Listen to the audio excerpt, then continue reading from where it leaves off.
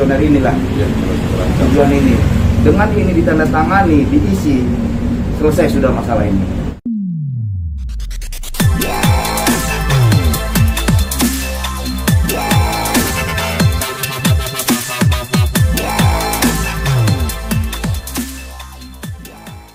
Bismillahirrahmanirrahim. Assalamualaikum warahmatullahi wabarakatuh. Selamat malam buat semua dan terima kasih rekan-rekan media yang telah menyempatkan hadir di tengah-tengah kami, yaitu kuasa hukum dari Pusat Bantuan Narasi, yang mana pada malam ini kami akan memberikan tanggapan atas klarifikasi dari kuasa hukum T Manajemen, dari T Manajemen, yang pada saat klarifikasi saat itu mereka beberapa kali dan ada beberapa hal juga yang disinggung terkait dengan laporan yang kami lakukan. Untuk itu kami akan memberikan ruang kepada teman-teman media untuk bertanya, dan juga sekaligus akan kami jelaskan untuk ditanggapi beberapa pertanyaan-pertanyaan dari kuasa hukum T Manajemen. Untuk itu kami persilakan. Terima banyak, ambil media. Abang, mungkin boleh dijelaskan, mungkin mengawalnya ini Bang. Ya. Kemarin mereka sempat bantah soal surat laporan. Ya. Boleh dijelaskan lagi Bang, mereka sempat ngebantah kalau pasal itu sudah tidak berlaku, lalu belum ada nama terlapornya. Mungkin boleh dijelaskan. Jadi gini, LP itu memang kita buat bahwa dari rekan kita yang ada di sana, di sana mengatakan bahwa pasal itu tidak berlaku lagi, atau dibilang ya hukum mereka bilang mengatakan keranjang sampah ya. Apapun itu, pada intinya kan LP itu diterima oleh pihak Polda Metro Jaya. Terkait frasa yang tidak berlaku lagi, seingat saya memang ada frasa dari MK, yaitu perbuatan yang tidak menyenangkannya saja. Lebih dari itu, setidaknya pas LP itu sudah dalam proses lidik, dan terkait jawaban mereka bahwa LP itu tidak menyebutkan siapa lapornya karena ini masih dalam proses lidik. Ya, kita juga punya beberapa LP yang begitu, hampir serupa. Karena ini masih dalam proses lidik, nanti pada saat pihak yang berwajib melakukan penyelidikan itu akan mengerucut, gitu. Nanti pihak-pihak siapa saja lah terlapornya, gitu. Kira-kira begitu. Ada lagi? Mungkin pengulangan tadi Bang, dari orang-orang yang datang ke rumah para karyawan, mereka kemarin sempat menampilkan Bang. Ya. Bahwa mereka mengklaim orang yang hadir dalam proses itulah yang menyambangi rumah-rumah para karyawan. Mungkin Abang punya bukti lain nggak sih Bang bahwa memang ada lebih dari satu yang menyambangi? Kalau mereka mendatangi rumah ex karyawan itu kan ada 2 orang yang mereka datangi. Itu rumahnya dari rekan Putri sama dari rekan Siva ya. Kalau untuk di rumah Putri itu ya sesuai dengan foto-foto ini sih ya diduga sih memang ada orang mereka yang bernama Pak Daeng. Ini yang kemarin, atau yang di kemarin mereka tunjukkan itu ada yang kakek-kakek tua seperti itu. Nah, tapi untuk yang di rumah Siva ada seseorang satu lagi yang mereka tidak tunjukkan. Ini orangnya.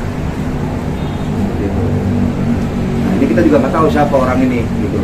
Tetapi kalau kita lihat dari perawakannya, dari gaya rambutnya, ya mengarah-arah ke ada aparat lah seperti itu. Ini yang mereka tidak kasih tahu kemarin di klarifikasi mereka seperti itu. Yang mereka tidak secara jelas gitu siapa orang ini. Kemarin juga mereka sempat bilang kalau sempat mengklaim dan mengklarifikasi bahwa semua hak-hak karyawan telah dibayarkan. Mungkin Abang ada fakta lain yang mau dijelaskan? Jadi kalau untuk perihal masalah gaji bonus itu, kalau versi dari karyawan ada beberapa orang yang belum mereka bayarkan, baik itu secara full maupun sesuai dengan masa kerjanya dia. Apakah 15 hari belum digaji ataupun bonus, itu masih ada Seperti itu. Perihal itu nanti kami akan coba untuk para karyawan nanti akan bersuara dengan sendirinya. Seperti itu. Bang Ubi boleh jelaskan lagi Pak, kedatangan mereka ke rumahnya itu untuk mengisi kuesioner apa sih Bang? Jadi kedatangan mereka kalau dalam dalil mereka kemarin klarifikasi itu versi dari suaminya Site itu adalah silaturahmi seperti itu. Nah, yang kedua, kalau memang saya itu ada salah, ya ayo apa kesalahan saya. Cuma di sini yang kita sesalkan, kenapa dia harus menyuruh orang lain? Kenapa enggak suaminya T itu aja yang datang langsung ke rumah kediaman Siva, ke rumah kediaman Putri. Jadi tanpa harus menyuruh orang, dan itu pun mereka datang ke situ tidak silaturahmi, tapi membawa maksud tertentu dengan mengisi salah satu kuesioner ex karyawan. Di sini ada contohnya yang bernama Adinda. Jadi di sini kuesioner itu intinya adalah coba ceritakan pengalaman sampai masuk kerja di Katasi. Apa yang saudari lakukan dan tugas dari saudari. Apa yang saudari ketahui tentang masalah ini. Apa yang saudari lakukan. Nah, inilah. Mereka diminta untuk mengisi ini dan menandatangani ini semua. Gitu. Itu yang mengakibatkan mereka tidak mau menemui orang-orang yang diduga orang-orang suruhan dari pihak manajemen T tersebut. Gitu. Jadi ini bukan silaturahmi kalau menurut kami, gitu. Tetapi ada suatu maksud tertentu. Apa itu? Ya ini kuesioner inilah tujuan ini. Dengan ini ditandatangani, diisi, selesai sudah masalah ini. Seperti itu. Berarti emang harus wajib diisi untuk semua karyawan? Iya, kalau di sini sih sifatnya kuesioner pengaduan ex karyawan. Isinya kuesioner. Tapi isinya kuesioner, gitu. Kuesioner, karena setahu kami namanya kuesioner itu biasanya random, yang kita nggak kenal gitu, namanya kuesioner, puasan kan, tingkat kepuasan, gitu. Bisa dibilang selain harus diisi, wajib diisi, ada unsur paksa juga. Dan harus ditandatangani. Dan terkait yang dilakukan oleh orang-orang tersebut, keluarga dari ex karyawan ini pun merasa terganggu, trauma, khususnya dari pihak keluarganya Siva, Putri, seperti itu. Mereka datang itu di Kamis malam sekitar jam 9. Gitu. Abang, kemarin mereka juga sempat bilang terakhir di akhir-akhir responnya bahwa kuasa hukumnya meminta para ex karyawan untuk mencabut laporan. Iya. Dan ada sedikit bahasa ancaman akan melaporkan balik, dan tanggapan abang seperti apa? Jadi untuk rekan satu profesi saya ya, yang saya hormati, Bang Ramzi, ya, kita sama-sama satu profesi ya. Kalau menurut kami ya kurang etis lah kalau abang memerintahkan klien kita itu untuk mencabut laporan. Sementara laporan itu kan adalah hak seluruh warga negara Indonesia ya. Kami juga membuat laporan, ada bukti otentiknya, ada bukti fotonya. Jadi serahkanlah ini kepada penyidik. Biarlah mereka bekerja secara transparan, profesional, tidak diintervensi kiri atau kanan. Ya, menurut kami ya kurang etis lah kalau kesamaratan profesi malah menyarankan, bahkan sedikit mengancam untuk membuat laporan balik. Mungkin mau klarifikasi juga Bang. Kemarin sempat dibahas juga bahwa disinyalir ada orang yang menggerakkan di balik layar. Seperti apa? Jadi kalau saran saya, lebih baik kita fokuslah ke permasalahan kita. Apa sih permasalahan ini? Yaitu bukti laporan kami. Jadi jangan jadi bias, jangan jadi after label, jangan jadi kabur kemana-mana. Seperti itu. Mau itu tukang somai sama tukang sate nggak nyambung, kita tetap harus fokus ke 335 kita, real ancamannya. Seperti itu.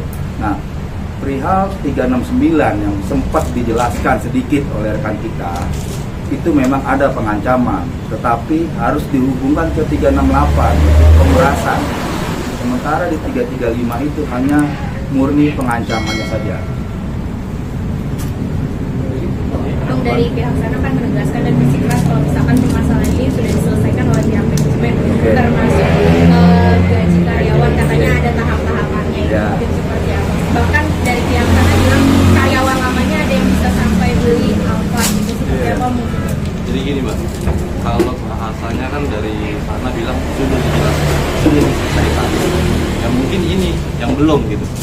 Bisa jadi pihak sana juga tidak mengetahui ada yang belum terselesaikan.